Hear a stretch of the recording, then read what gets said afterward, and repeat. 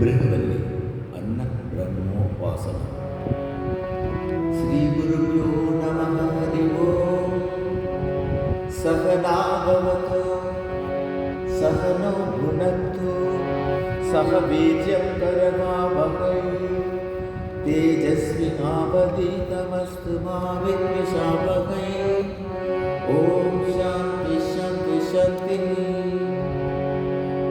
అన్నం న నింద్యాత్ తత్ప్రదం ప్రాణో వా అన్నం శరీరమన్నాదం ప్రాణే శరీరం ప్రతిష్ఠితం శరీరే ప్రాణః ప్రతిష్ఠితః తదేదన్నమన్నే ప్రతిష్ఠితం స ఏదన్నమన్నే ప్రతిష్ఠితం వేద ప్రతిష్ఠతి.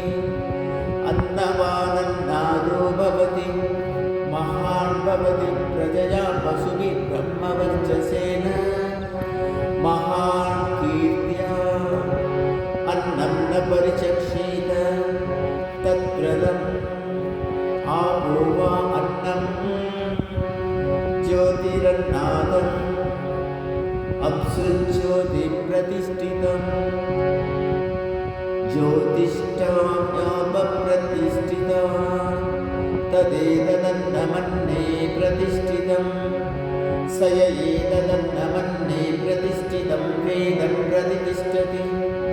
అన్నవానన్నాదో భవతి మహాన్ భవతి ప్రజయా పశుభిః బ్రహ్మవర్చసేన మహాన్ కీర్త్యా.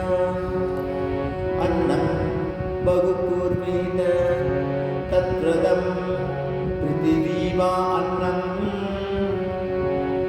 ఆకాశో నాదః పృథివ్యామాకాశ ప్రతిష్ఠితః ఆకాశే పృథివీ ప్రతిష్ఠితా తదేదన్నమన్నే ప్రతిష్ఠితం స ఏదన్నమన్నే ప్రతిష్ఠితం వేద ప్రతిష్ఠతి. అన్నవానన్నాదో భవతి మహాన్ భవతి ప్రజయా పశుభిః బ్రహ్మవర్చసేన